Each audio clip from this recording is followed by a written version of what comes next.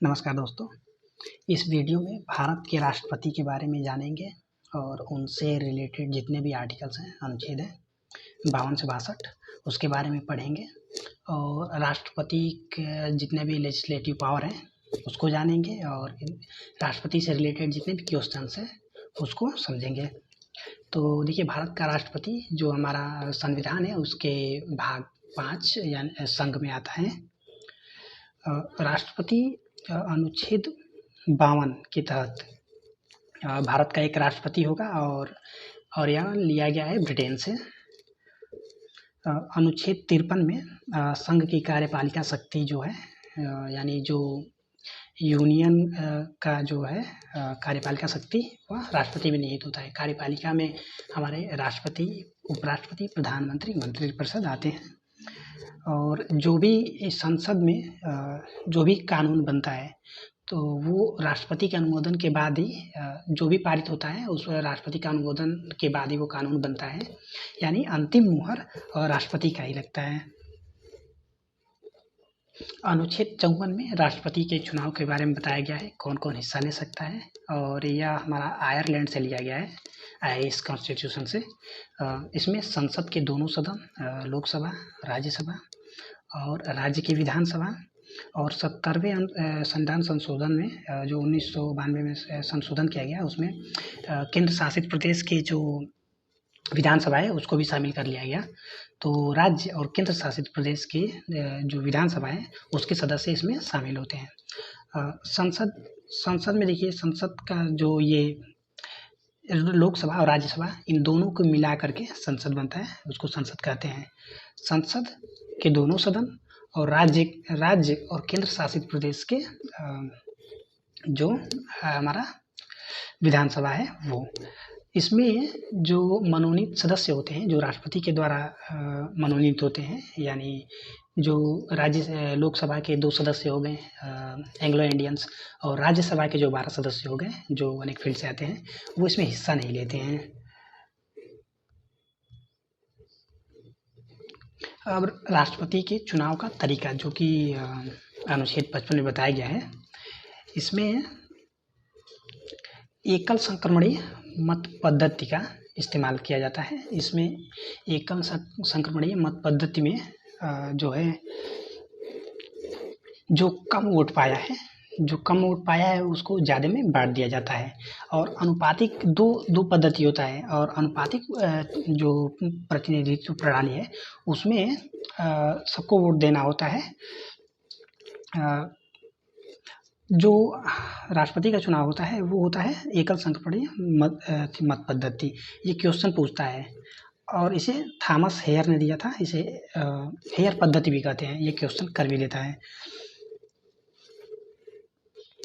विधानसभा में जो वोट होता है उसका एक वोट कम जो है एक विधायक का कितने वोट होता है उसको बताया गया है कि कैसे कैलकुलेट करते हैं। तो उसको कैलकुलेट करने के लिए जो जिस राज्य का वो विधायक होगा उस राज्य का टोटल पॉपुलेशन लिया जाता है, उसकी जनसंख्या ली जाती है, और बटे विधानसभा की कुल सीट, उस राज्य में जितने भी सीट होते हैं वो कुल सीट, और उसको 1000 से गुणा कर दिया जाता है। तो एक विधायक का जो वोट का वैल्यू है वो निकल जाता है।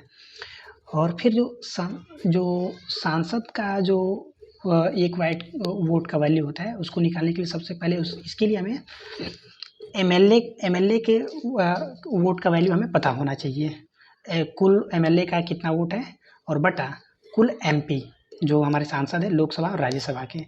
तो ऐसे हमारे एक सांसद के वोट का वो मूल्य हमें पता चल जाता है।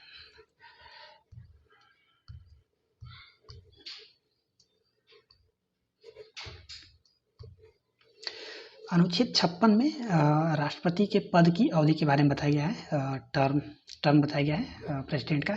इसमें देखिए, जब राष्ट्रपति अपना पद ग्रहण करता है उस तारीख से, यानी जिस दिन अपना पद संभाल लिया उस तारीख से 5 वर्ष की अवधि तक वो पद रहता है।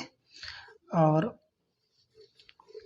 अनुच्छेद 57 में पुनर्निर्वाचन के लिए पात्रता, इसमें जो व्यक्ति राष्ट्रपति पद के रूप में पद धारण करता है और उस पद के लिए, यानी 5 साल अगर उसका पूरा हो गया तो उस पद के लिए वो फिर से चुनाव में उठ सकता है, लड़ सकता है, चुनाव लड़ सकता है, उसके लिए पात्र होगा वो।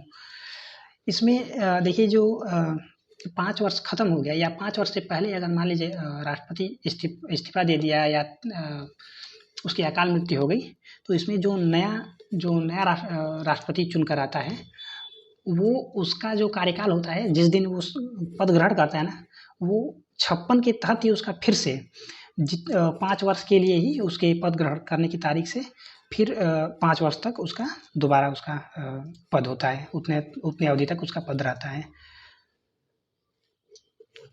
अनुच्छेद 58 में राष्ट्रपति के लिए क्या क्या योग्यता होनी चाहिए ये बताया गया है।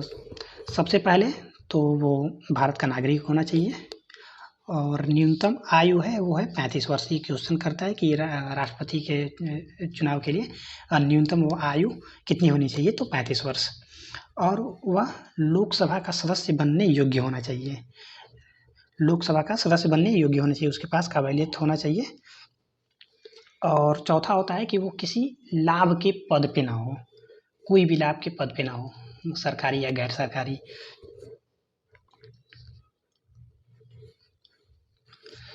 अनुच्छेद 59 के पहले में राष्ट्रपति कार्यालय की शर्त को बताया गया है। इसमें जो राष्ट्रपति होता है वो संसद के दोनों सदन, लोकसभा और राज्यसभा और विधानमंडल के दोनों जो सदन है उसका वह सदस्य नहीं होता है। अगर मान लीजिए संसद के दोनों सदन यानी लोकसभा और राज्यसभा या कोई विधायक राष्ट्रपति के लिए उठता है और उसको राष्ट्रपति बना दिया जाता है, तो उसी दिन से, जिस दिन वह अपना पद ग्रहण करता है राष्ट्रपति का, उसी दिन से वह संसद और विधानमंडल से वह अपना पद खाली कर देता है, वह अपना पद छोड़ देता है।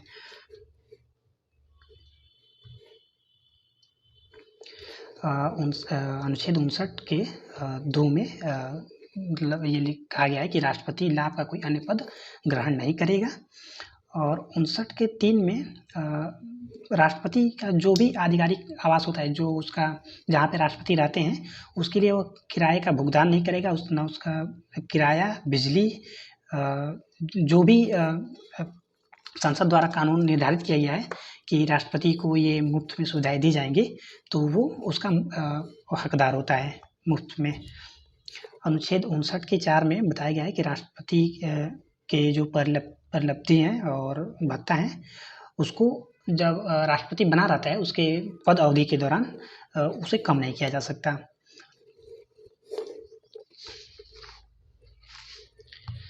और ये जो भत्ता एवं पेंशन संशोधन अधिनियम है, ये 2022, ये 2018 और 19 का जो यूनियन बजट है उसमें 5 लाख रुपए निर्धारित किया गया है, जो कि प्रेजेंट में हमारे राष्ट्रपति जी का सैलरी वो 5 लाख रुपए है।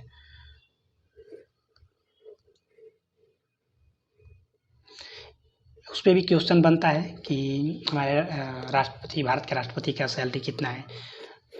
अनुच्छेद 60 में राष्ट्रपति द्वारा पद जो शपथ है और प्रतिज्ञान, उसको बताया गया है कि हमारे राष्ट्रपति हैं वो भारत के मुख्य न्यायाधीश, अगर हमारे मुख्य न्यायाधीश अनुपस्थित हैं तो उनके अनुपस्थिति में जो सर्वोच्च न्यायालय के वरिष्ठ जो न्यायाधीश हैं उनके सामने शपथ लेंगे। अनुच्छेद 61 में राष्ट्रपति पर महाभियोग की प्रक्रिया को बताया गया है कि अगर राष्ट्रपति संविधान के का उल्लंघन करते हैं तो हम उन्हें उनके पद से हटा सकते हैं। प्रोसीजर फॉर इम्पीचमेंट 61 के फर्स्ट में जब राष्ट्रपति संविधान का उल्लंघन करता है तो उस पर महाभियोग चलाया जाता है, जो संसद के किसी भी सदन से, लोकसभा से या राज्यसभा से, कहीं से भी चलाया जा सकता है। अनुच्छेद 61 के 2 में ऐसा कोई आरोप तब तक नहीं दिया जाएगा जब तक 1/4 लोग जो है वो राष्ट्रपति को लिखित में नोटिस देंगे। अगर राष्ट्रपति पर महाभियोग चलाना हो तो पहले 14 दिन पहले 1/4 लोग लिखित में राष्ट्रपति को बताएंगे, नोटिस देंगे कि हम आप पे महाभियोग चला रहे हैं। ये लोकसभा में लगेगा, अगर लोकसभा से स्टार्ट हो रहा है तो 14 दिन बाद लोकसभा में 2/3 बहुमत से पारित होगा। अगर राज्यसभा से स्टार्ट हो रहा है तो राज्यसभा में 14 दिन बाद ये 2/3 बहुमत से पारित होगा। उसके बाद अनुच्छेद 61 और 61 के 3 के तहत संसद का एक सदन आरोप लगाया, जैसे मान लीजिए लोकसभा या राज्यसभा, तो दूसरा सदन लोकसभा से अगर वो 2/3 बहुमत से पारित हो गया तो फिर वो दूसरे सदन में यानी राज्यसभा में जाता है, तो वो उसकी जांच करता है और जांच करने के बाद फिर उसमें वो 2/3 बहुमत से अगर पारित हो जाता है तो राष्ट्रपति हट जाता है। यहाँ पे देखिए, पहले लोकसभा या राज्यसभा जहाँ से भी स्टार्ट हो, तो अगर मान लीजिए लोकसभा से स्टार्ट हो रहा है तो सबसे पहले लोकसभा के जो सदस्य हैं वो 1/4 लोग होंगे, यानी 1/4 लोग 14 दिन पहले ही राष्ट्रपति को लिखित में नोटिस दे देंगे। हमारा स्टेप 1 होता है, इसमें 14 दिन पहले राष्ट्रपति को नोटिस दिया जाता है कि हम अभियोग चला रहे हैं। उसके 14 दिन बाद लोकसभा में 2/3 बहुमत अगर मिल जाता है तो वहाँ से अगले स्टेप के लिए भेज देता है, यानी राज्यसभा में उसे भेज दिया जाता है। तो राज्यसभा में उस पर जांच होती है, उसकी जांच करने के बाद वहाँ से राज्यसभा में 2/3 बहुमत मिल जाता है तो फिर राष्ट्रपति को हटा दिया जाता है। यही प्रोसेस अगर लोकसभा से ना शुरू होकर के राज्यसभा से भी शुरू हो सकता है, तो राज्यसभा में भी राज्यसभा से सेम प्रोसेस फॉलो किया जाएगा।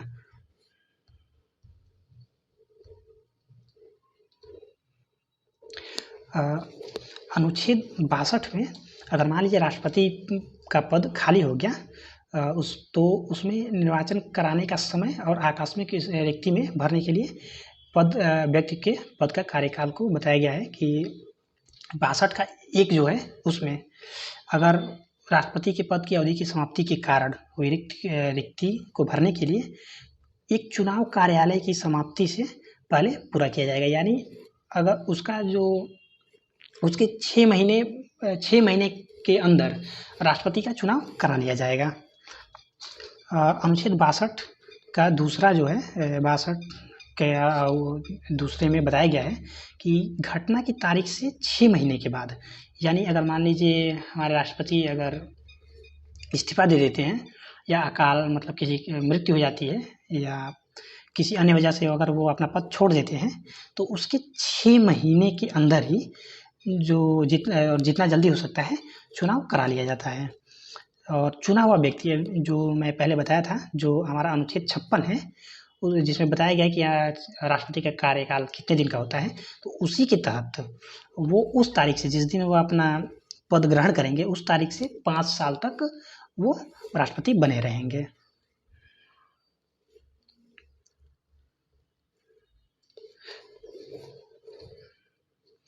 अब हमारे भारत के राष्ट्रपति द्वारा कौन कौन अपॉइंट किए जाते हैं, तो देखिए अनुच्छेद 75 के तहत हमारे राष्ट्रपति हैं वो प्रधानमंत्री को शपथ दिलाते हैं और प्रधानमंत्री की सलाह पे मंत्रिपरिषद को नियुक्त करते हैं। और अनुच्छेद 76 के तहत भारत के जो अटॉर्नी जनरल हैं उनको नियुक्त करते हैं। और अनुच्छेद 148 के तहत भारत के नियंत्रक और महालेखा परीक्षक को नियुक्त करते हैं। अनुच्छेद 324 के तहत हमारे जो सर्वोच्च न्यायालय है और उच्च न्यायालय के जो न्यायाधीश हैं वो उनकी नियुक्ति करते हैं और मुख्य चुनाव आयोग की नियुक्ति करते हैं, वित्त आयोग की नियुक्ति करते हैं और यूपीएससी और जेपीएससी के जो सदस्य होते हैं उनकी नियुक्ति करते हैं। और जो अनुसूचित जाति और अनुसूचित जनजाति के लिए जो अधिकारी होते हैं, विशेष अधिकारी, उनकी नियुक्ति करते हैं। राजभाषा आयोग की नियुक्ति करते हैं, राज्यपाल को शपथ दिलाते हैं और भाषाई अल्पसंख्यकों के लिए विशेष जो अधिकारी हैं उनकी नियुक्ति करते हैं। ये क्वेश्चन पूछा भी जाता है कि मुख्य न्यायाधीश या सर्वोच्च न्यायालय और उच्च न्यायालय के जो न्यायाधीश हैं उनकी नियुक्ति कौन करता है, तो वो भारत के राष्ट्रपति करते हैं। हमारे प्रेसिडेंट के पास वीटो पावर होता है, तो 3 प्रकार के वीटो पावर होता है जिसको समझेंगे। एक पूर्ण वीटो, एब्सोल्यूट वीटो। इसमें राष्ट्रपति जो है विधेयक के स्वीकृति को रोक देते हैं। जैसे अगर मान लीजिए दोनों सदन से पारित होकर राष्ट्रपति के पास भेजा जाता है हस्ताक्षर के लिए, जो उनके अनुमति के बिना तो कानून बन नहीं सकता, तो वो उसको रोक सकते हैं। वो बिल खारिज हो जाता है और कानून नहीं बन पाता है। इसका एग्जाम्पल है एक 1954 में जो हमारे तत्कालीन राष्ट्रपति थे डॉक्टर राजेंद्र प्रसाद, इस वीटो का प्रयोग किए थे और पेप्सी विनियोग विधेयक है उसको रोक दिए थे। ये क्वेश्चन भी करता है।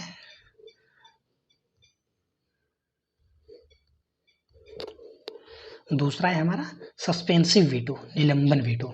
इसमें जो राष्ट्रपति हैं वो खारिज नहीं करते हैं बल्कि पुनः विचार के लिए उसे दोबारा संसद में भेज देते हैं। इसमें अगर संसद दोबारा उस पर साधारण बहुमत से या बिना संशोधन के पारित कर देता है और फिर से राष्ट्रपति के पास भेजता है तो राष्ट्रपति को यहाँ पे स्वीकृति देने के लिए बाध्य हो जाते हैं। राष्ट्रपति को स्वीकृति देना ही है।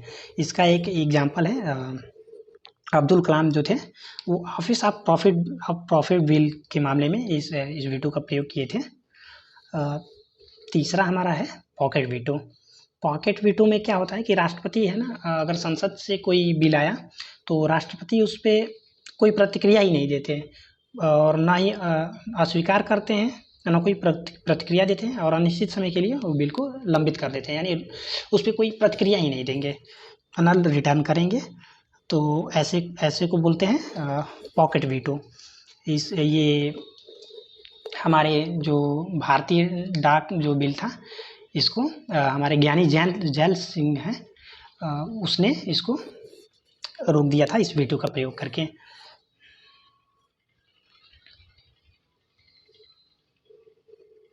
अब इमरजेंसी, आपातकाल, जो कि हमारे भारत के राष्ट्रपति लगाते हैं, इसको समझ लेते हैं।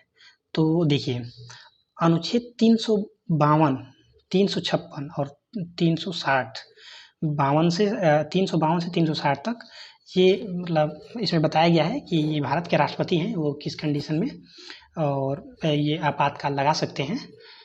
तो अनुच्छेद 352 यानी 3 तरह के राष्ट्रीय आपातकाल होते हैं, एक राष्ट्रीय, एक राष्ट्रपति शासन राज्य में और एक वित्तीय आपातकाल। तो राष्ट्रीय आपातकाल जो है वो 3 केसेस में लगता है, एक युद्ध के समय और दूसरा बाह्य आक्रमण के समय और तीसरा सशस्त्र विद्रोह के समय। ये जो सशस्त्र विद्रोह है इसे आंतरिक अशांति के आधार पर ये जो हमारा 44वां संशोधन है इसको आंतरिक अशांति के आधार पर इसको चेंज करके सशस्त्र विद्रोह जोड़ दिया गया है। ये हमारा 44वां जो है संशोधन में किया गया है। ये क्वेश्चन भी करता है। तो इसमें देखिए राष्ट्रीय आपातकाल हमारे देश में 3 बार लगा है। एक 1962 में ये इंडो चाइना जो वार है उसमें, और फिर 1971 में ये हमारा इंडो पाक, इंडिया और पाकिस्तान के बीच में जो वार था उस समय लगा था। और तीसरा लगा था आंतरिक अशांति के आधार पे, यानी जो जिसको बदल दिया गया है सशस्त्र विद्रोह इसके जो जगह पे जोड़ दिया गया है, वो लगा था हमारा 1975 में। ये क्वेश्चन भी करता है।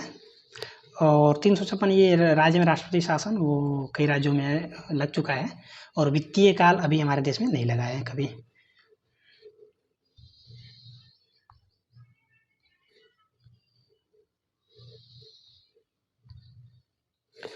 जो क्वेश्चंस हैं उसे एक बार देख लेते हैं।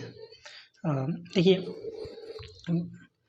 भारतीय राष्ट्रपति के चुनाव का तरीका किस देश से अपनाया गया है? जो चुनाव का तरीका है वो जो अभी आपको पहले बताया हूँ वो आयरलैंड से लिया गया है, आयरिश कॉन्स्टिट्यूशन से। दूसरा क्वेश्चन, राष्ट्रपति के पद के लिए नामांकित होने वाले उम्मीदवार के लिए प्रस्तावक के रूप में कितने निर्वाचकों की आवश्यकता होती है? तो 50 निर्वाचकों की। ये क्वेश्चन करता भी है। तीसरा क्वेश्चन, किसी क्षेत्र को अनुसूचित क्षेत्र घोषित करने का अधिकार किसके पास होता है? तो वो राष्ट्रपति के पास होता है हमारे अनुसूचित क्षेत्र घोषित करने के लिए। और राष्ट्रपति की जो अध्यादेश बनाने की शक्ति है वो कहाँ से प्राप्त होती है? तो गवर्नमेंट ऑफ इंडिया एक्ट 1935 से।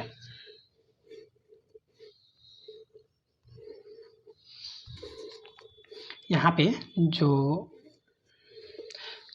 किस मामले में राष्ट्रपति संसद के दोनों सदनों में पारित विधेयक को पुनर्विचार के लिए वापस नहीं कर सकते हैं?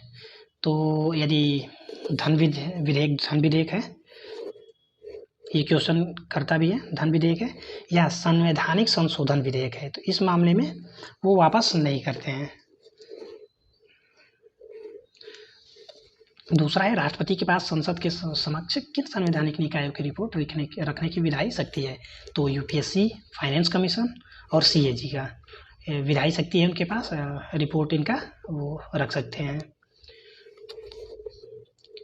संविधान की कौन सी अनुसूची राष्ट्रपति के वेतन, परिलब्धियों, भत्तों और विशेषाधिकारों से संबंधित है? तो ये हमारा सेकंड शेड्यूल से संबंधित है। यहाँ पे देखिए ये कौन सी अनुसूची पूछा है, तो वो हमारा सेकंड यानी दूसरी अनुसूची में है। और भारतीय राष्ट्रपति के पास किस प्रकार का वीटो उपलब्ध नहीं है? हमारे जो भारतीय राष्ट्रपति के पास वो 3 प्रकार का वीटो उपलब्ध है, जो कि अभी आपको बताए। और जो वीटो उपलब्ध नहीं है वो है क्वालिफाइड वीटो, वो हमारे भारत के राष्ट्रपति के पास उपलब्ध नहीं है।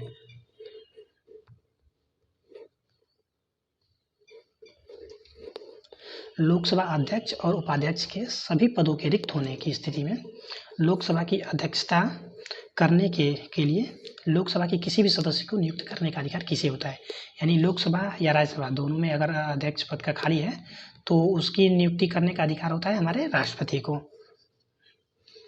एक उम्मीदवार को राष्ट्रपति चुनाव के लिए योग्य होने के लिए उसे किस सदन का सदस्य होना चाहिए? तो ये कोई ज़रूरी नहीं है कि वो लोकसभा का सदस्य हो, बट लोकसभा का सदस्य होने के लिए उसके पास योग्यता होनी चाहिए। तो यहाँ पे कोई ज़रूरी नहीं है कि वो लोकसभा का सदस्य हो ही, बस उसे लोकसभा का सदस्य चुना जाने के लिए उसके पास योग्यता होनी चाहिए। महाभियोग की प्रक्रिया जैसे कि अनुच्छेद 61 के तहत प्रदान की गई है, किस प्रकार की प्रक्रिया है? तो ये अर्ध न्यायिक प्रक्रिया है, क्वासी जुडिशियल प्रोसीजर ये क्वेश्चन करता है।